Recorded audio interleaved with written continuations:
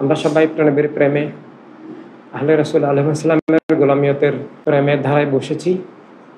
দিন মিল্লাত মানবতার সংকটে দিন মিল্লাত মানবতাকে রক্ষার জন্য আমরা বসেছি। দিন মিল্লাত মানবতার সংকট বললে কম বলা হয়। দিন মিল্লাত মানবতার সংকট এক জিনিস, অস্তিত্ব আরেক জিনিস। আসলে অস্তিত্ব এখন নাই। অস্তিত্ব থাকলে, সংকট থাকলে, সমস্যা থাকলে সমাধান করা যায়, কিন্তু এখন অস্তিত্বই নাই। ইমানের কোনো সংজ্ঞা নাই, ইসলামের কোনো সংজ্ঞা নাই, আহলে সুন্নাত জামাতের কোনো সংজ্ঞা নাই, জীবনের সংজ্ঞা নাই, মানবতার সংজ্ঞা নাই, রাষ্ট্রের সংজ্ঞা নাই, রাজনীতির সংজ্ঞা নাই, স্বাধীনতার সংজ্ঞা নাই, তরিকত শরীয়ত মযহাব কিছুর সংজ্ঞা নাই, অস্তিত্বই নাই। অস্তিত্ব বিলীন হয়ে শূন্য হয়ে গেছে তাও নয়, শূন্য হওয়াও এক ধরনের ভালো, কিন্তু শূন্য নয়। এখন আপনার ছেলেটা যদি ইন্তেকাল করে, এটা দুঃখজনক। ছেলের আসন শূন্য, ছেলে দুনিয়াতে নাই, এটা দুঃখের শোকের। কিন্তু আপনার ছেলেটা যদি আপনার শত্রুর বন্ধু হয়ে, আপনার শত্রুর পক্ষ হয়ে আপনাকে হত্যা করতে আসে, এটা কিরকম? সে আসে কিন্তু মারা গেলেও যা হইতো না তার চেয়ে বেশি সে আপনাকে হত্যা করতে আসছে। সন্তান হয়েও বাপকে হত্যা করতে আসছে। এরকম ঘটনা যে পৃথিবীতে একদম নাই তা না। এভাবে আল্লাহ তাআলার বান্দা দাবি করে আল্লাহর বিরুদ্ধে যুদ্ধ, আল্লাহর হাবিব সাল্লাল্লাহু আলাইহি সাল্লামের উম্মত দাবি করেও আল্লাহর হাবিব সাল্লাল্লাহু আলাইহি সাল্লামের বিরুদ্ধে যুদ্ধ, শত্রুদের কাতারে গিয়ে হাজির হওয়া, শরীক হওয়া, ইসলাম দাবি করে, মুসলিম দাবি করে, আহলে সুন্নাত জামাত দাবি করে, তরিকত দাবি করে আবার ইসলামের বিরুদ্ধে যুদ্ধে লিপ্ত হওয়া, এটা এখন চলছে। এটা কেবল সংকট নয়, এটা কেবল অস্তিত্বহীনতা নয়, এটার কোনো ভাষা নাই। এই অবস্থায় আমাদের দিন মিল্লাত চলছে। তবে আল্লাহর ওলিরা ছাড়া, বিশেষ ব্যতিক্রম ছাড়া প্রত্যেক মুসলমানই এখন কোনো না কোনো বাতিলের অংশ, কোনো না কোনো বাতিলের হয়ে কাজ করছে, কোনো না কোনো বাতিলের পক্ষে কাজ করছে, এবং কোনো না কোনোভাবে প্রতিটি মুসলমান নামধারী ইসলামের বিরুদ্ধে কাজ করছে। একই সাথে প্রতিটি মানুষ, পৃথিবীর প্রতিটি মানুষ আল্লাহর ওলিরা ছাড়া, বিশেষ ব্যতিক্রম মুমিন কিছু মানবিক মানুষ ছাড়া প্রতিটি মানুষই মানব সত্তার বিরুদ্ধে, জীবনের বিরুদ্ধে, সত্যের বিরুদ্ধে, মানবতার বিরুদ্ধে, স্বয়ং স্রষ্টার বিরুদ্ধে, সব সৃষ্টির বিরুদ্ধে, এমনকি নিজের বিরুদ্ধেই তো সে কাজ করছে, নিজের বিরুদ্ধে সে শত্রুতা করছে। কেউ বলল যে এই যে ভাই, এটা একটা বিষ, আপনি একটু খেয়ে দেখান তো মানুষ কীভাবে মারা, আমার দেখতে চাই, আমার একটু দেখতে ইচ্ছা করছে মানুষ কীভাবে বিষ খেয়ে রক্ত বমি করে ছটফট করে কীভাবে মারা যায়, আপনি একটু খেয়ে দেখান তো। উনি নিজে খাবে না, মানে আরেকজনকে খাইয়ে আরেকজনের মৃত্যু দেখতে চায়। এখন কোনো সেন্স সম্পন্ন মানুষ এটা খাবে না, বলবেন না তুমি আমাকে কেন বিষ খেয়ে আমার মৃত্যু দেখার জন্য তোমার এত শখ কেন, তুমি তো আমার শত্রু। এভাবে কেউ সুস্থ জ্ঞানে, স্বাভাবিকভাবে সেন্স ঠিক থাকলে, আকল জ্ঞান হোশ থাকলে পৃথিবীর কেউ এটা করবে না, কিন্তু এটা করতেছে সেন্সলেস ভাবে। এমনভাবে সেন্স নষ্ট করছে, এমনভাবে মন মগজের উপরে আবরণ দিয়ে দিছে। চোখ আছে কিন্তু চোখের উপরে এমনভাবে বাতালের পট্টি বাঁধা, বিভিন্ন বাতালের পট্টি বাঁধা। এই যে আমরা দেখি না রাস্তাঘাটে কি যেন বলে, শয়তানের নিঃশ্বাস, ওই যে কি একটা এরকম দে, নাকেটাকে এরকম দে, এরপরে সে সেন্সলেস হয়ে যায়, ও যা চায় সব দিয়ে দেয়। এভাবে মানুষ সেন্সলেস হয়ে যায়। এভাবে আমাদের প্রত্যেকটা মুসলমানকে, মুসলিম দাবিদারকে, সুন্নি দাবিদারকে এবং মানুষ দাবিদারকে, সবাইকেই বাতালের বিষ, মানে মিথ্যার বিষাক্ত ধারার যারা ব্যাপারী করে, এরা দুনিয়ার সব মানুষকেই সেন্সলেস করে ফেলছে, মিথ্যার দাস বানিয়ে ফেলছে, সত্যের সূত্র বানিয়ে ফেলছে। মানুষ হিসাবে তো আমরা অন্য মানুষের কাছে ঈমান কুফর বললে তো হবে না, দুনিয়ার সব মানুষের কাছে আমরা সত্য মিথ্যা এভাবে বলতে হয়। আর মুসলমানদের কাছে আমরা ঈমান কুফর বলতে পারি। এভাবে যে ভাষায় আমরা বলি, এভাবে সেন্সলেস অবস্থা, হৃদয়ের ভিতরে আল্লাহ হাবিব সাল্লাল্লাহু আলাইহি সাল্লামের প্রতি ভালোবাসাও আছে, কিন্তু মানে আল্লাহ হাবিবের শত্রু মিত্র না চিনতে পারার কারণে, সেন্সলেস হয়ে যাওয়ার কারণে, ইমান কুফর পার্থক্য করতে না পারার কারণে, হক বাতেল শাব্দিকভাবে পৃথিবীর আপনি যে কোনো মানুষের কাছে গিয়ে জিজ্ঞাসা করেন, মুসলিম ও মুসলিম সবাইকে, বাংলা, ইংরেজি, আরবিতে আমরা হক বাতেল বলতেছি, বা বাংলাতে বললে সত্য মিথ্যা বোঝাবে অনুবাদ করলে, যদিও একটু দুর্বল শব্দটা, কেবল সত্য মিথ্যা বললে হক বাতিল ক্লিয়ার হয় না, আরো অনেক ব্যাপক ব্যাখ্যা আছে। তারপরে আমরা সাধারণভাবে যদি বলি পৃথিবীর কোনো মানুষকে, এই যে ভাই আপনি কি সত্যের পক্ষে না মিথ্যার পক্ষে, কেউ আমি মিথ্যার পক্ষে, কেউ আমি সত্যের বিরুদ্ধে বলবে না। এবং সে যে মিথ্যার পক্ষে চলে গেছে, সে যে সত্যের বিরুদ্ধে চলে গেছে, এটাও সে জানে না। এইভাবেই পৃথিবীর প্রায় সব মানুষ এবং সব মুসলিম নামে ধরো, কোনো মুসলিমকে যদি জিজ্ঞাসা করা হয়, এই যে ভাই এটা হুজুর হোক আর সাধারণ মানুষ হোক, যেই হোক, ভাই আপনি কি ইসলামের পক্ষে না ইসলামের বিপক্ষে, সে বলবে আমি মুসলমান, ইসলামের পক্ষে। আমি ইসলামের বিপক্ষে কেন হব? কিন্তু আসলে সে ইসলামের বিপক্ষে, সে জানে না যে ব্যক্তি ইসলাম দাবি করে, মুসলিম দাবি করে, ওয়াহাবিবাদ চলে গেছে, মওদুদিবাদে চলে গেছে, সালাফিবাদে চলে গেছে, শিয়াবাদে চলে গেছে, সে আসলে ইসলাম হারাই ফেলছে, সে ইসলামের বিরুদ্ধে যুদ্ধ করছে, কিন্তু সে জানে না। সে তার ওই ভুয়া মতবাদকে তাকে কেউ শিখিয়ে দিছে, কোরআন কারীম হাদিস শরীফের অপব্যাখ্যা শিখেছে, সে কলেমা বুঝে নাই, সে শানে রাসালাত বুঝে নাই, সে ইলাহিয়াত বুঝে নাই, সে মুসলিম কাকে বলে, অমুসলিম কাকে বলে। কেবল কলমা উচ্চারণ করলেই যে মুসলিম হয় না, কেবল নামাজ রোজা হজ যাকাত করলেই যে মুসলিম হয় না, ইমান থাকতে হয়, ইমানি আকীদা থাকতে হয়, এবং সব বাতিল থেকে মুক্ত থাকতে হয়। এভাবে কিন্তু সে বুঝতেছে না। এখন আমরা তো যদি তাকে বুঝাতে যাই যে ভাই ওয়াহাবিবাদ ইসলাম নয়, মওদুদিবাদ ইসলাম নয়, আসো আমরা আলোচনা করি, আমরা আসল ইসলাম খুঁজে নেই, বুয়া ইসলাম থেকে মুক্ত হই, সে আপনাকে বুঝার পরিবর্তে সে একটা লাঠি বা দাসুরে নিয়ে আসতেছে, এরকম অনেক অনেক, এই হচ্ছে অবস্থা। জি, তো এভাবে আবার আবার দেখা যাচ্ছে আমরা সুন্নিরা ওয়াহাবিবাদকে ঘৃণা বাতিল বুঝি, আমাদের সুন্নিরা সুন্নি দাবি করে ওয়াহাবিবাদ, মওদুদিবাদ, সালাফিবাদ, শিয়াবাদ এগুলো বাতিল বুঝি, কিন্তু ওরও আরেক বাতিলের গর্তে পড়ে গেছে। হৃদয়ে আল্লাহ হাবিব সাল্লাল্লাহু আলাইহি সাল্লামের প্রেম আছে, হৃদয়ে আহলে রাসূল আলাইহিস সালামকে কোনো সুন্নিকে জিজ্ঞাসা করলে তুমি কি আহলে রাসূল আলাইহিস সালামকে ভালোবাসো? হ্যাঁ ভালোবাসি, এটা মুখে বলে ফেলবে, কিন্তু এই ভালোবাসাটা অতক্ষণ মিথ্যা যতক্ষণ না আমি প্রেমনবীকে ভালোবাসি এটা বললে বা আমার ভালোবাসা সত্য হবে না। যদি আমি প্রেমনবীর দুশমনকেও ভালোবাসি, হবে না। আমি প্রেমনবীকে ভালোবাসি বললাম, আবার প্রেমনবীর দুশমনকে ভালোবাসি বললাম, এটা হলো না। আমি প্রেমনবীর দুশমনের বিরুদ্ধে আমাকে ঘৃণা থাকতে হবে, প্রেমনবীর দুশমনদের বিরুদ্ধে আমার দুশমনে থাকতে হবে, প্রেমনবীর দুশমনদের বিরুদ্ধে আমি থাকতে হবে। আমি একসাথে আল্লাহর পক্ষে আছি, ইবলিসের পক্ষে আছি, এটা বলা যাবে না। আমি একসাথে প্রেমনবীর পক্ষে আছি, আবার আবু জেহেলের পক্ষেও আছি, এটা বলাটা এটা হলো না। এভাবে আমি সত্যের পক্ষে মিথ্যার পক্ষে, এভাবে তার মানে সে আসলে মিথ্যা হয়ে গেছে।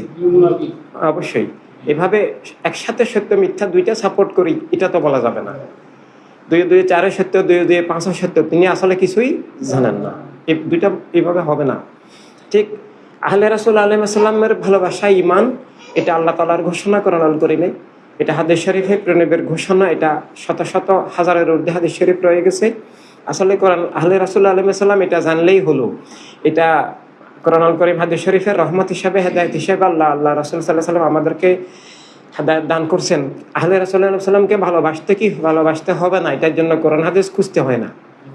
প্রেমনবীর আপন সরাসরি প্রেমনবীর ডাইরেক্ট প্রেমনবীর অবিচ্ছেদ্য অংশ, এটা জানার পর আর কিছুই কোনো কোশ্চেন থাকতে পারে না। এক সাহাবী রাদিয়াল্লাহু তাআলা আনহু আমাদের প্রেমনবীর নাল মুবারক, প্রেমনবীর জুতা মুবারক ওনার কাছে থাকতো। তো উনি কোথায় রাখতেন? উনি এখানে বুকের মধ্যে, উনি একটা বানিয়ে নিয়েছিলেন, উনি বুকের মধ্যে সেটা রাখতেন, সেটা দিয়েই নামাজ পড়তেন। এভাবে। এখন যদি কেউ জানে যে এটা প্রিয়নবীর নাল মুবারক, তখন সেটাকে কি তাজিমের ব্যাপারে কি কোনো মশলা খুঁজতে হবে? না, আমরা সেটা পাইলে তো সিজদা করবো, তাজিমের সিজদা। তো এভাবে মানে এখানে কোনো কোশ্চেন থাকতে পারে না। আর সেটা তো একটা বাইরের এক্সট্রা জিনিস প্রিয়নবীর কদম মোবারকের সাথে লেগেছে। তাই আল্লাহ তাআলা কোরআনুল কারীমে মাকামে ইব্রাহিমকে তাজিম করতে বলেছেন। ওয়াত্তাখাযু মিন মাকামে ইব্রাহিমা মুসাল্লা, তোমরা মাকামে ইব্রাহিমের পাশে গিয়ে নামাজ পড়ো। খানায় কাবার সাথেই তো মাকামে ইব্রাহিম। তো এই মাকামে ইব্রাহিম এটার কথা আল্লাহ তাআলা কোরআনে, এই পাথরটার কথা, মাকামে ইব্রাহিম একটা পাথর, এটার কথা আল্লাহ তাআলা কোরআনে পাকে উল্লেখ করেছেন। এই পাথরের সাথে অন্য পাথরের ডিফারেন্স কি? কোনো ডিফারেন্স নাই, একটা ডিফারেন্স আছে। যে ডিফারেন্সের কারণে এটা আল্লাহর কোরআনে চলে আসছে, যে ডিফারেন্সের কারণে এটার পাশে গিয়ে আল্লাহ তাআলা নামাজ পড়তে বলেছেন, দোয়া করতে বলেছেন, সেটা আসলে কি? সেখানে ইব্রাহিম আলাইহিস সালামের, ইসমাইল আলাইহিস সালামের কদম মোবারকের ছাপ। ইব্রাহিম আলাইহিস সালাম, ইসমাইল আলাইহিস সালাম ওই পাথরের উপরে দাঁড়িয়ে খানায় কাবা নির্মাণ করেছেন। আল্লাহ সেটাকে কোরআনুল কারীমে উল্লেখ করেছেন। এভাবে ইসলামের 5 স্তম্ভের একটা নাম হজ, আর হজের একটা মৌলিক একেবারে ওয়াজিব আহকাম আরকানের মধ্যে একটা হচ্ছে কি, সাফা মারওয়ায় সাই করা, দৌড়াদৌড়ি করা। সাফা মারওয়া দুইটা পাহাড়।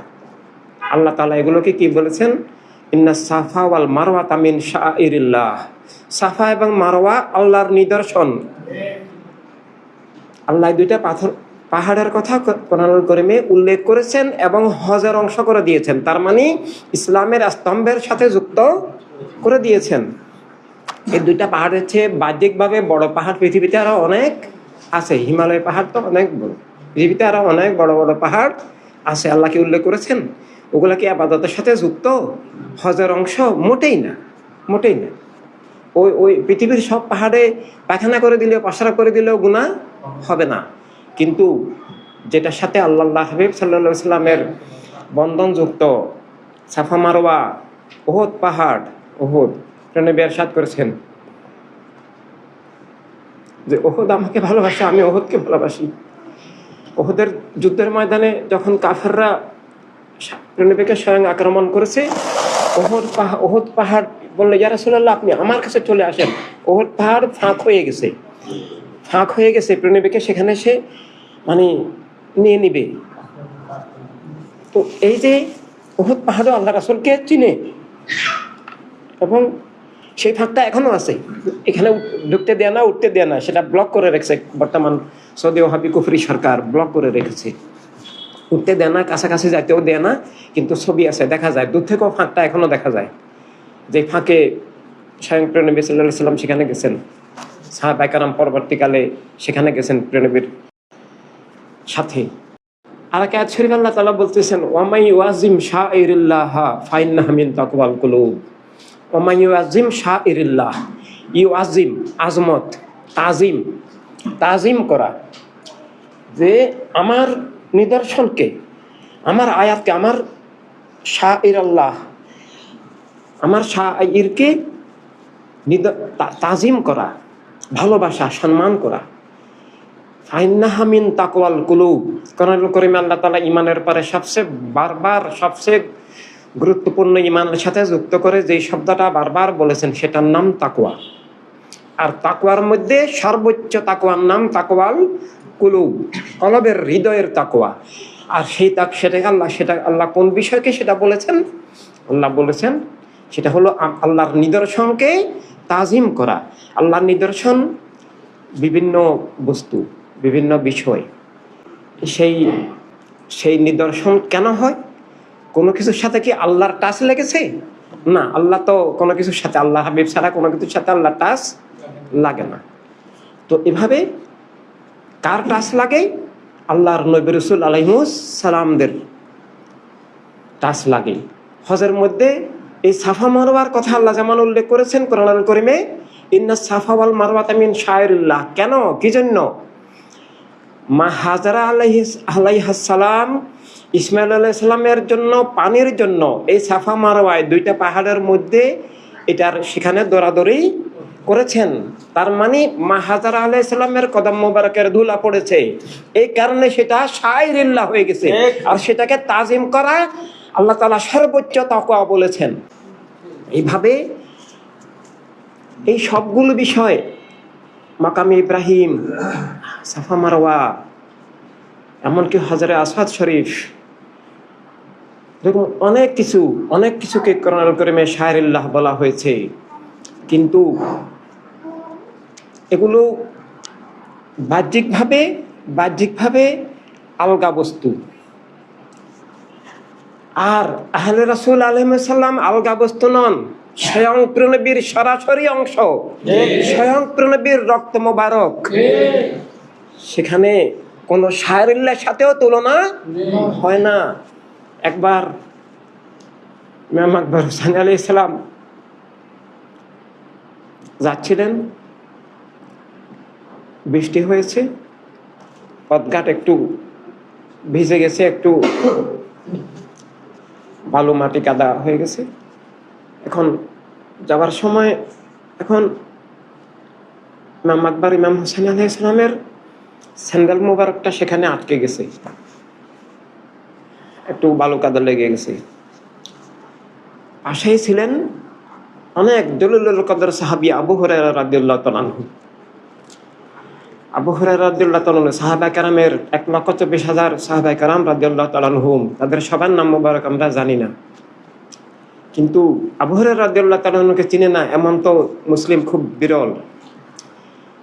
মানে বেশিরভাগ হাদিসের জগতে অধিকাংশ হাদিস শরীফেই তার রিওয়ায়াত। বাহ্যিকভাবে বয়সে আবু হুরায়রা রাদিয়াল্লাহু তাআলা আনহু ইমাম আকবর ইমাম হোসেন আলাইহিস সালাম থেকে মানে 30-40 বছরের বয়সে বেশি। তো যখন দেখলেন যে ইমাম আকবর হোসেন আলাইহিস সালামের স্যান্ডেল মোবারকে কাদামাটির ধুলো লেগে গেছে, উনি সাথে সাথে কি করলেন, পাগড়ি মোবারক খুলে সেটা নিয়ে যত মোবারককে আবার দুলাভাই ঝেড়ে দিলেন, মুছে দিলেন। ইমাম আকবর হোসেন আলাইহিস সালাম বলছেন, আপনি কি করছেন? উনি বললেন, দুনিয়ার মানুষ যদি আপনার শান আপনার তাজিম জানতো, আপনার কদম মোবারক দুনিয়ায় মাটিতে পড়তে কেউ দিত না, সদাই নিজের বুক বিছিয়ে দিত আপনাকে হাঁটার জন্য। আপনি আপনার শান কত ঊর্ধ্বে, আমাদেরও জ্ঞানের অতীত, আপনি কত উচ্চ, আপনি নবীর নূর, আপনি নবীর অংশ। নবী নিজেই সেটা বলেছেন, আল হুসাইন মিন্নি ওয়া আনা মিনাল হুসাইন, যে হুসাইন আমার থেকে, আমি হুসাইন থেকে একাকার। এইভাবে মাওলা আল্লাহর শানে, ইমাম হাসান হুসাইন আলাইহিস শানে এইভাবে নবী বলেছেন। আর সেই আহলে রাসূলকে যারা হত্যা করে, বেয়াদবি করে, অবমাননা করে, কষ্ট দেয়, তারা কি ইমানদার হতে পারে? না, কখনো নয়। আহলে রাসূল ঈমান এবং আহলে রাসূল আলাইহিস সালামের দুশমন কাফের। আহলে রাসূল আলাইহিস সালামের দুশমন শুধু কাফের নয়, কাফের অনেক মারাত্মক খারাপ শব্দ, কিন্তু আহলে রাসূল আলাইহিস সালামের দুশমনের জন্য কাফের কোনো শব্দই না। তারা আল্লাহর হাবিব সাল্লাল্লাহু আলাইহি সাল্লামের দুশমন, লানত প্রাপ্ত, আল্লাহর ক্রোধনীতি পীড়িত মাগদুব। আমরা সূরা ফাতিহা যে মাগদুব পড়ি, এই মাগদুব হচ্ছে আহলে রাসূল আলাইহিস সালামের দুশমন। সব কাফের মাগদুব নয়।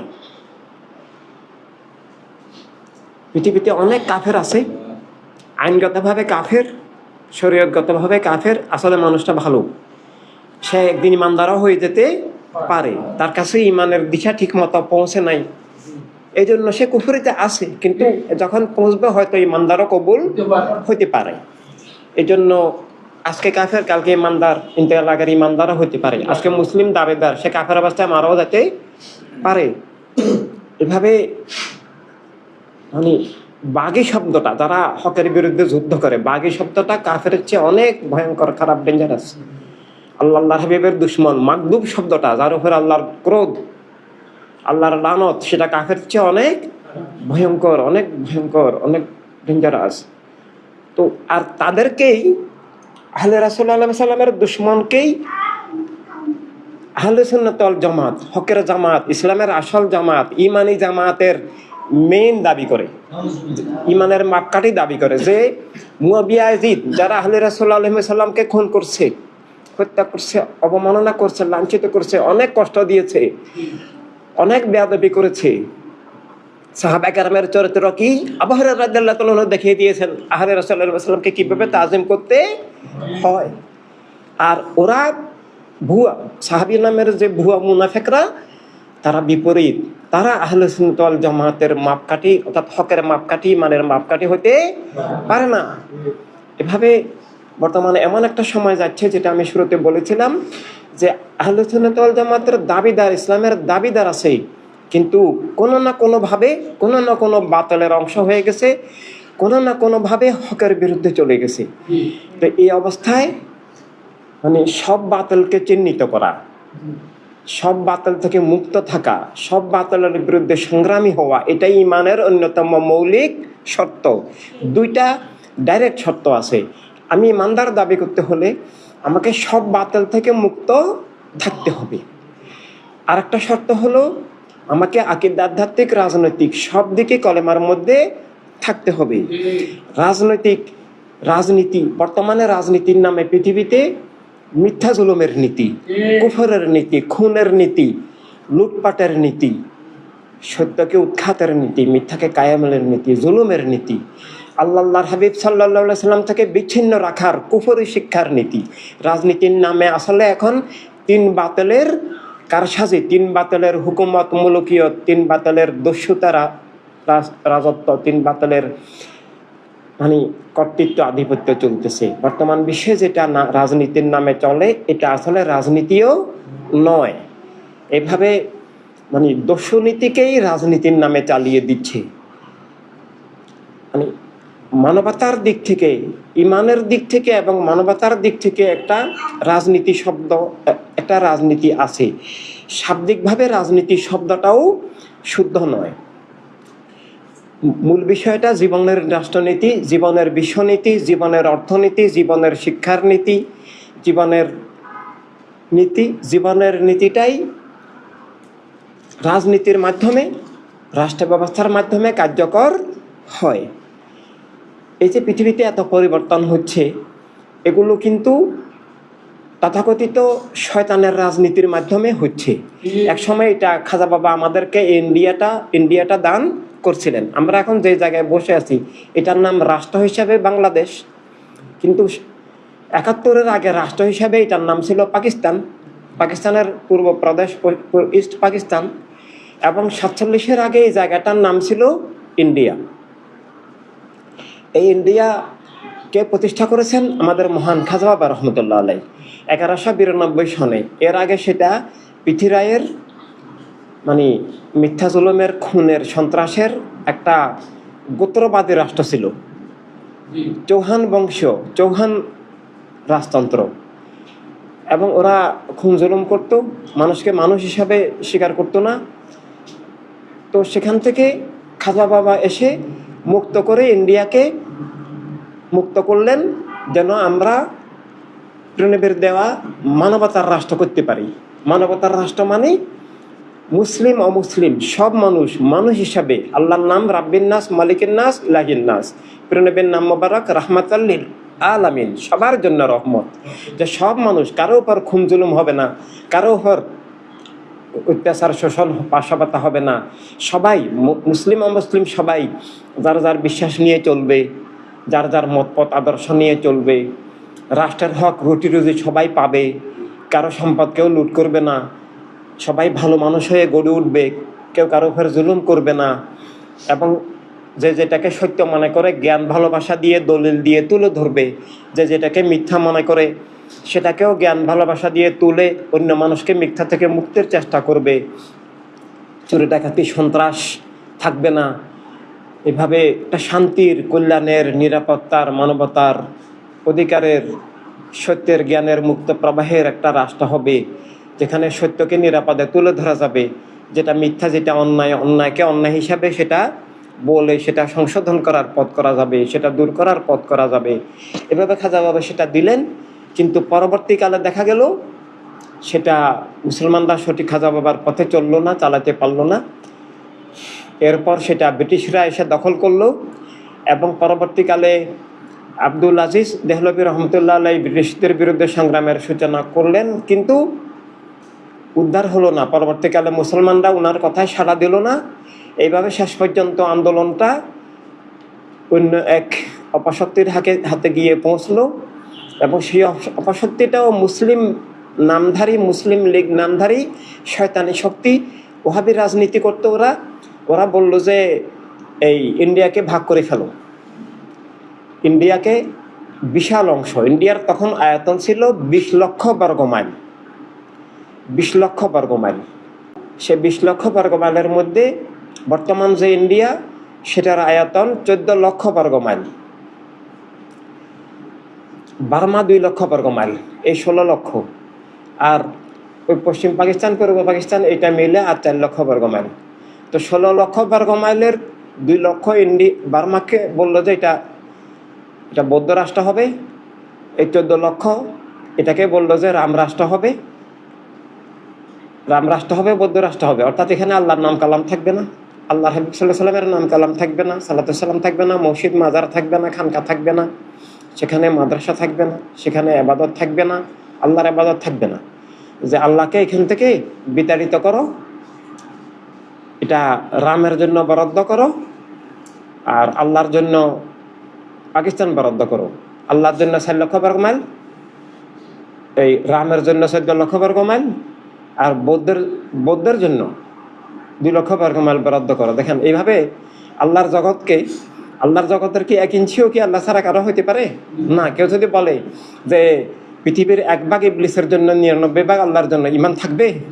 থাকবে না। তো এইভাবে আল্লাহর জগৎকে দেখেন, আমরা কোরআনে পাকে কি পড়ি? লিল্লাহি মা ফিস সামাওয়াতি ওয়াল আরদ লাহুল মুলকু ওয়া লাহুল হামদু। হযরত ইয়ো বলে ইন্নাল হামদা ওয়ান নিমাতা লাকা ওয়াল মুলক, যে জগৎ আল্লাহর। এভাবে মানে আল্লাহর কোরআন অস্বীকার করে এখানে মানে মিথ্যা রাজত্ব কায়েম করলো। তো আমাদের প্রেরণের দেওয়া দিশা কি? যে দুনিয়াটা আল্লাহ তাআলার পক্ষ থেকে, আল্লাহর হাবিব সাল্লাল্লাহু আলাইহি ওয়াসাল্লামের পক্ষ থেকে। দুনিয়া সব মানুষের, কোনো একটা এলাকার কোনো একক ধর্মের নয়। এমনকি কোনো একটা এলাকা, কোনো একটা রাষ্ট্র কেবল মুসলমানের এইটাও নয়। হ্যাঁ, সব ধর্মের কিছু খাস জায়গা আছে, আমার খাস আছে। এই যে রাস্তাটা আম, রাস্তায় মুসলমানও হাঁটবে, হিন্দুও হাঁটবে, মানুষ হিসেবে সবাই হাঁটবে। এমনকি গরু, ছাগল, কুকুর, বিড়াল ওরাও রাস্তায় হাঁটবে, কেউ কাউকে নিষিদ্ধ করতে পারে না। খাস জায়গা হলো মানুষের ঘর, ঘরে বিনা অনুমতিতে প্রবেশ আল্লাহ তাআলা নিষেধ করেছেন। ঘর যার যার ব্যক্তিগত, এমনকি ঘরের মধ্যেও সব রূপ সমান নয়। মানে মুরব্বীদের রুমে ঢুকতেও অনুমতি নিয়ে ঢুকতে হয়, একটা ইঙ্গিত দিয়ে ঢুকতে হয়। হঠাৎ করে একজনের রুমের মধ্যে, বেডরুমের মধ্যে কি আপনি ঢুকে যাবা, কি এটা অভদ্র অশালীন কাজ, এটা তো ঠিক নয়। তো এভাবে খাস জায়গা, আম জায়গা আছে। এভাবে রাষ্ট্রটা কিন্তু কোনো ব্যক্তির বা কোনো ধর্মের, কোনো মতপাতের খাস জায়গা নয়। খাস জায়গা আছে মুসলমানদের মাজার শরীফ বা খানকা শরীফ বা মসজিদ, খাস জায়গা। তবে মসজিদ আর খানকা মাজারেরও খাস হলেও সেখানে বিপদে পড়লে যে কোনো মানুষকে ঢুকতে দেওয়া ওয়াজিব। একটা মানুষ বিপদে পড়ছে, আশ্রয়ের জন্য সে যদি মাজারে ঢুকতে চায়, মসজিদে ঢুকতে চায়, খানকায় ঢুকতে চায়, তাকে ঢুকতে দিতে অবশ্যই হবে। সে মুসলিম হোক বা না হোক, তার ওযু থাক বা না থাক। একটা অমুসলিমও যদি চোর ডাকাতের হাতে বিপদে পড়ে আশ্রয়ের জন্য আসে, ভূমিকম্পে, ঘূর্ণিঝড়ে আশ্রয়ের জন্য আসে, তাকে যদি তাড়িয়ে দেয় এটা কুফরি হবে। তাকে তাড়িয়ে দেওয়া যাবে না, তাকে জায়গা দিতে হবে। কিন্তু নর্মালি এগুলো খাস, যে মসজিদে বসে কোনো হিন্দুর পূজা করার অধিকার নাই। ঠিক হিন্দুর মন্দিরে গিয়েও আমার ইবাদত করার অধিকার নাই। যার যার খাস জায়গা, এগুলো জবরদখল। এভাবে কবরস্থান মুসলমানদের খাস জায়গা, বা ওনাদের চিতা আছে, বিভিন্ন কিছু আছে, যার তার কিছু খাস জায়গা থাকে। কিন্তু ইন জেনারেলি রাষ্ট্র খাস নয়, রাষ্ট্র আম, সবার জন্য রাষ্ট্র। আর কেউ যদি বলে যে কেবল মুসলমানের রাষ্ট্র, আসলে বর্তমান যুগে এটা কোনো যুগেই সঠিক নয়, সত্য নয়। এভাবে প্রণবী রহমাতুল্লিল আলামিন, আল্লাহ তাআলা রাব্বিল আলামিন সবার জন্য অধিকার স্বাধীনতা দান করেছেন। এগুলো আম জিনিস। কেউ যদি বলে সূর্যের আলো কেবল মুসলমানের, এটা কি গ্রহণযোগ্য? না। কেউ যদি বলে অক্সিজেন শুধু মুসলমানের, তুমি কাফের, তোমাকে অক্সিজেন দিব না, তুমি আল্লাহকে স্বীকার করো না, এটা কি সঠিক কাজ হবে? হবে না। এটা আল্লাহর নামে বেয়াদবি হবে। এইভাবে একটা হসপিটালে ডাক্তার যদি বলে এই তুমি তো মুসলমান, তোমাকে ঢুকতে দিব না, আরেক ডাক্তার যদি বলে তুমি তো হিন্দু, তোমাকে চিকিৎসা করবো না, এটা কি ন্যায় বিচার হবে? এটা কি না, হবে না।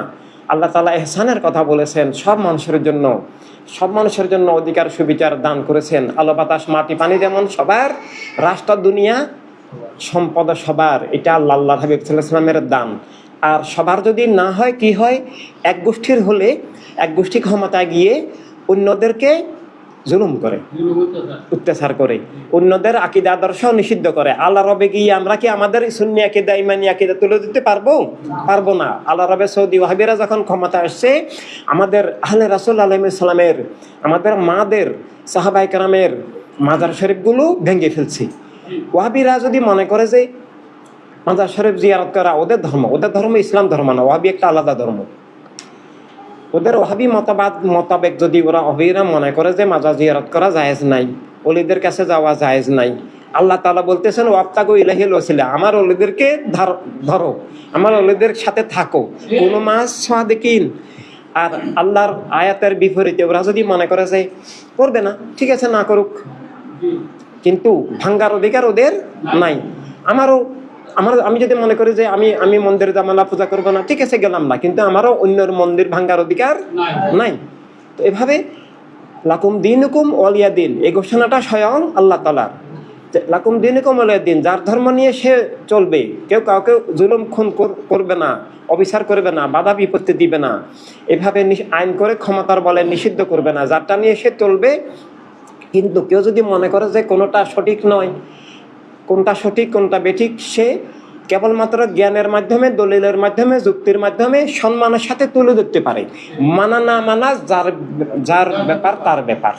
কেউ কাকে বাধ্য করতে যে ছুরি দিয়ে মানতে হবে, এই তো মেরে ফেলবো, তোকে কেটে ফেলবো, তোর বাড়ি লুট করে ফেলবো, তোকে এখানে হাঁটতে দিব না, তুই সালাম করলে তোর বাড়িতে আগুন ধরিয়ে দিব, এই ধরনের অধিকার কারো নাই। কিন্তু এগুলাই আমরা দেখতে পাচ্ছি।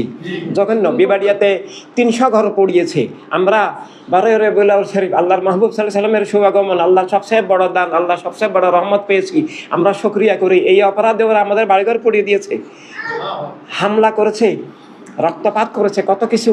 কিন্তু ওদের যদি 12 রবিউল আউয়াল শরীফ আল্লাহর রহমতের শুভাগমন, রহমত কে বলেছেন? ওমা আরসালনাকা ইল্লা রাহমাতাল লিল আলামিন, যে আমি আমার মাহবুবকে, আমার রহমতকে পাঠিয়েছি সবার জন্য রহমত করে।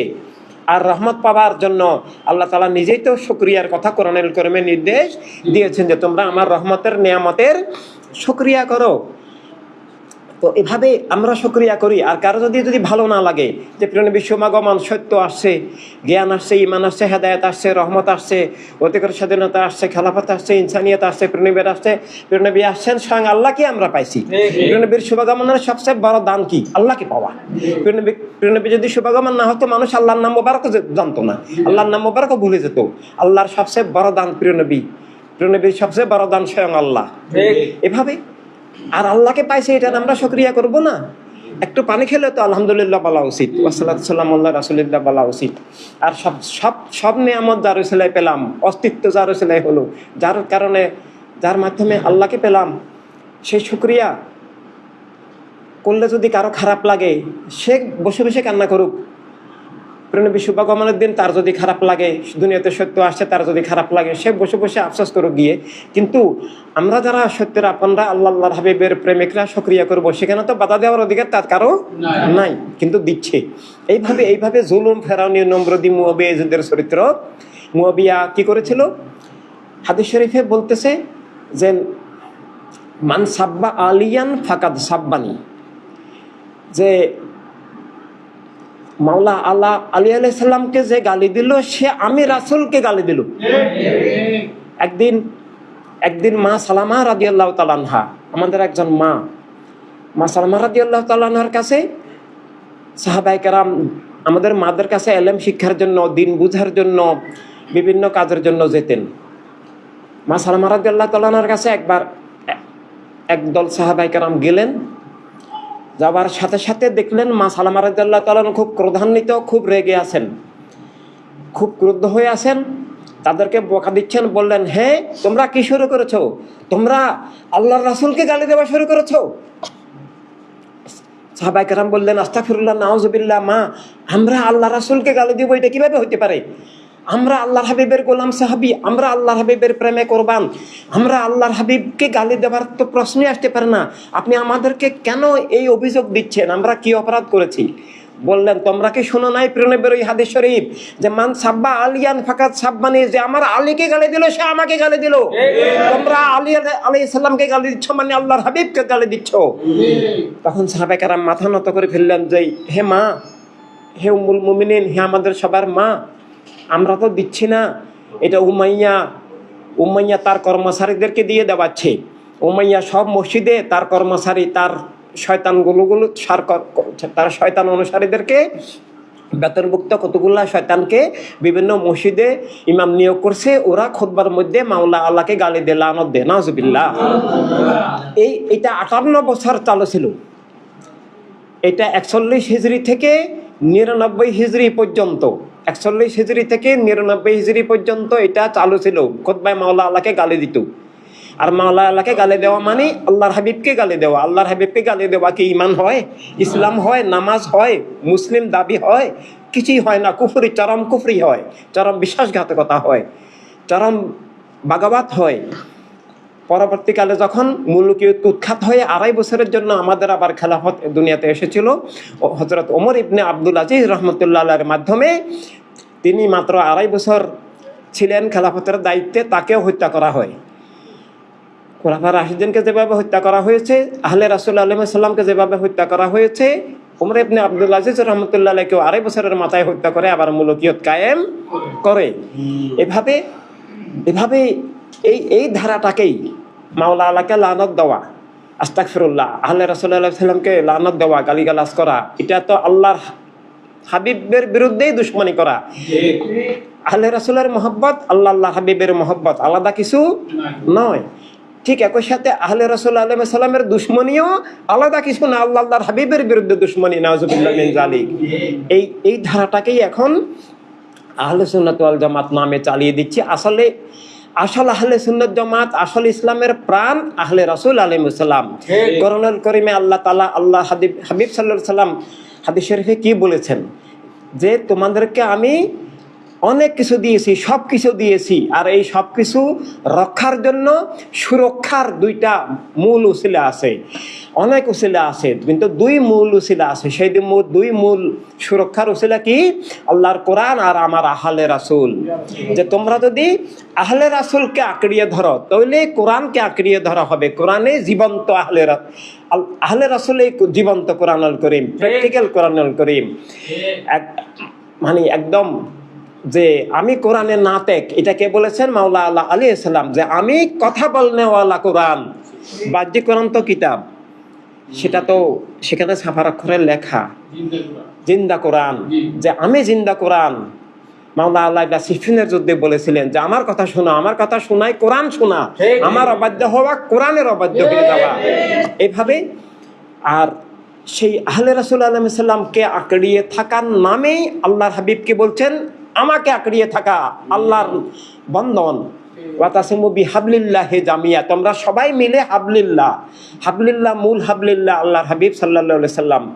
আর সেই হাবলিল্লাহ হচ্ছেন আমাদের জন্য, সমগ্র উম্মতের জন্য আল্লাহর হাবিবকে পাবার হাবলিল্লাহ, হাবলে রাসূলিল্লাহ হচ্ছেন আহলে রাসূল আলাইহিমুস সালাম। যে উনাদেরকে আঁকড়িয়ে ধরলে আমরা হকে থাকবো, আমাদের ঈমানকেও নষ্ট করতে পারবে না, আসল ইসলামকে ধ্বংস করতে পারবে না, মুনাফিকি ধারা কায়েম করতে পারবে না। এবং আর হাদিসের হে বলা হয়েছে যে আমার আহলে রাসূল তোমাদের জন্য নূহ আলাইহিস সালামের কিস্তি। যে তখন যেমন বন্যা প্লাবনে সব ধ্বংস হয়ে গেছে, প্লাবিত হয়ে গেছে, সব বাঁচার উপায় ছিল তখন শুধু নূহ আলাইহিস সালামের কিস্তি মোবারক। আর হাদিস শরীফে কি বলা হলো, আমার আহলে রাসূলের সাথে যদি থাকো, তাদের হয়ে থাকো, তাদের গোলামিয়তের ধারায় তাদেরকে আঁকড়িয়ে থাকো, সেটাই নূহ আলাইহিস সালামের কিস্তি, সেটা আল্লাহর হাবিবের কিস্তি, আল্লাহর কিস্তি। আর যদি তোমরা সেখানে না উঠো, সেখানে আহলে বায়াতকে যদি তোমরা আঁকড়িয়ে না ধরো, হাদিস শরীফে বলা হচ্ছে হালাক হয়ে যাবা, তোমরা ধ্বংস হয়ে যাবা। এই ধ্বংস কোন ধ্বংস? ঈমান ধ্বংস হয়ে যাবা, আল্লাহর হাবিবকে হারিয়ে ফেলা, জান্নাত হারিয়ে ফেলা, কুফরিতে চলে যাবা, জাহান্নামী হয়ে যাবা। যাচ্ছে বড় ধ্বংস কোনো ধ্বংস হইতে পারে না। তাইলে কোরআনুল কারীম এবং হাদিস শরীফ মোতাবেক ইসলামের মূল আহলে রাসূল আলাইহিস সালাম, এভাবে কোরআন বুঝার নূর আহলে রাসূল আলাইহিস সালাম, আহলে সুন্নাত জামাতের মূল আহলে রাসূল আলাইহিস সালাম। তাদের দুশমন নয়, তাদের দুশমনের পথ মাগদুবের পথ, দলিনদের পথ, হালাকাতের পথ, খাসারাতের পথ, জাহান্নামের পথ, আল্লাহ হাবিব সাল্লাল্লাহু আলাইহি সাল্লাম থেকে বিচ্ছিন্ন হয়ে যাবার মুনাফিকি পথ। সেটা আহলে সুন্নাত ওয়াল জামাত হইতে পারে না। তাই আহলে বায়াত কেন্দ্রিক যে আহলে সুন্নাত ওয়াল জামাত, আহলে বায়াত কেন্দ্রিক যে ইসলামের আসল ধারা, আল্লাহর হাবিবের প্রেমের বন্ধন, সেটাই বর্তমান যুগে, বর্তমান সময়ে ওয়ার্ল্ড সুন্নি মুভমেন্টের মাধ্যমে সেটা আবার ফিরে আসছে। ওয়ার্ল্ড হিউম্যানিটি রেভলিউশনের মধ্য দিয়ে সেটাকে বাস্তবায়ন, রাষ্ট্রীয়ভাবে বিশ্বব্যাপী সেটাকে বাস্তবায়নের চেষ্টা, বিশ্ব ব্যবস্থার মধ্যে সেটাকে বাস্তবায়ন করার চেষ্টা চলছে।